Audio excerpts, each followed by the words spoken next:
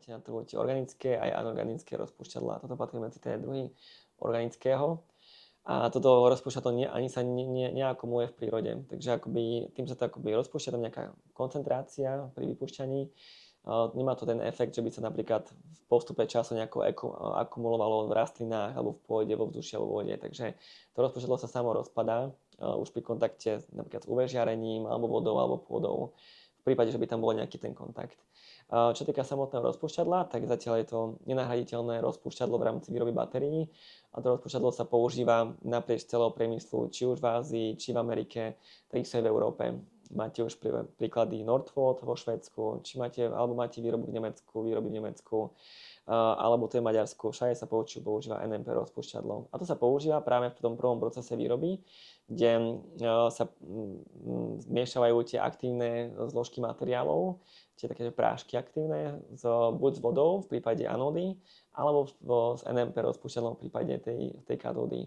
A toto rozpúšťadlo vlastne slúži na to, aby sa poriadne spojilo, aby sa tie zložky pekne zmiešali, rozpustili v rámci tej zmesi.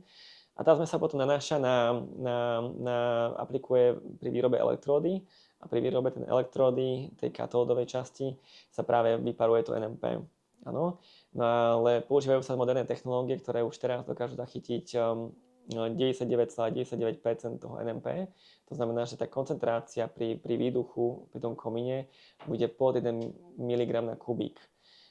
Limity Európskou úniou sú stanovené na 2 pod 2 mg na kubík, na Slovensku tiež pod 2. Čo znamená, že budeme vypúšťať oveľa menej ako je ten stanovený limit. Zároveň podľa štúdií vychádza, že na to, aby to NMP malo potenciálne nejaký dopad na to zdravie, tak by človek nad výduchom musel stať a tá koncentrácia by musela byť minimálne nejakých 360 mg na kubík, čo je 360 násobne väčšia. A ako som spomínal, ako ste vy podotkli, tak to NMP sa veľmi rýchlo rozpadá v rámci ovzdušia alebo prírody a po niekoľkých metrov po tom výduchu už po tých 10-20 metrov je tá koncentrácia tak minimálna, že to je pomaly nedetekovateľná hodnota. A zase ďalej sa to rozpúšťa.